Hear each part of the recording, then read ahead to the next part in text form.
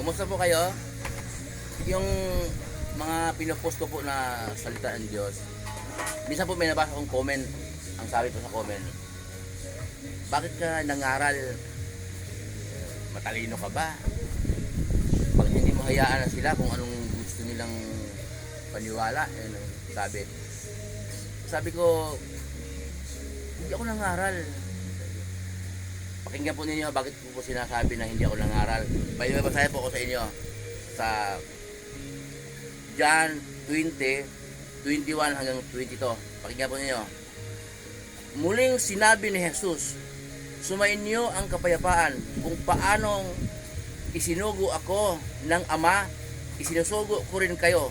Pagkatapos, sila'y hiningahan niya at sinabi, tanggapin ninyo ang Espiritu Santo.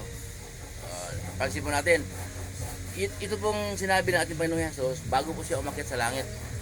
Sabi niya sa kanyang mga alagad, kung paano akong isinugo ng Ama, gayon din naman, isinusugo ko kayo. Kaya po, pagkatapos umakyat ang ating Panginoong Hesus sa langit, akyat, itinuloy ng kanyang mga alagad ang pangaral.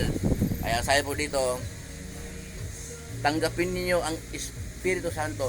Kasi po kung wala kang banal na Espiritu sa sarili mo, wala kang kakayanan magsalita ng salita ng Diyos.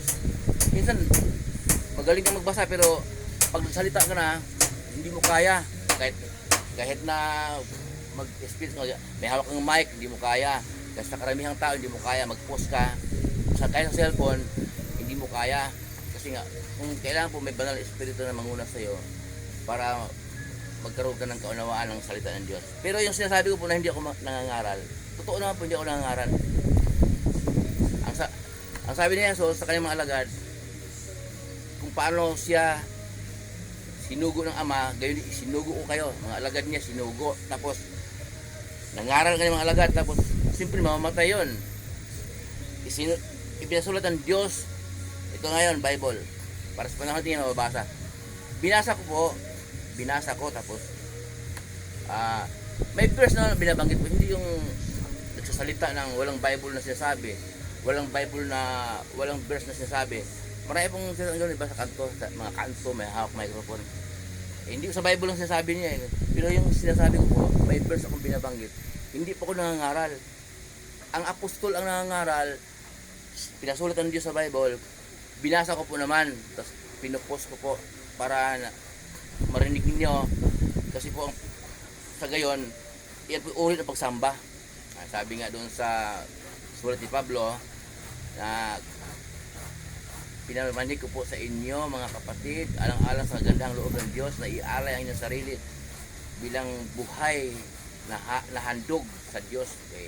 Ito, salita ng Diyos, binabasa ko, pinupost ko, at yun, pagsamba po yun. Kasi ang pagsamba po sa Diyos, araw-araw sa lahat ng oras.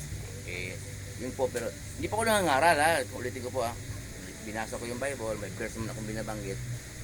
So, yung verse kong binabanggit, buklatin niyo sa Bible kung tama ba yung salita ko. Hindi, pangaral ko ba yun hindi man sa akin salita, Bible yun Kaya hindi po pangaral tawag noon. Binasa ko, pinapost ko. Kasi pananampalataya po yun. Ang pananampalataya po kasi walang lumago sa pananampalataya pag nag-iisa ka. Hindi man ako nakapunta kasi sa iglesia kasi po pag linggo ang lingkod bilang chef, maraming servisyon sa work, sa darating din tayo dyan, ilalagay tayo ng Diyos, darating din tayo. Pero ngayon po nandito sa work yung lingkod, hindi makapunta kaya po pinupost ko po sa ganun, hindi ako nag-iisa sa pananampalataya ko. Nandiyan po kayo nanonood, yung iba naman kahit hindi tinatapos nakakapanood naman, at iba naman nagla-like, nagko-comment. Kaya hindi po ako nag-iisa sa pananampalataya ko, at yun po pagsamba at pananampalataya, kaya po nagpo-post. Muli po yung lingkod, si Chef Roy, nagpapalain po tayo ng Diyos.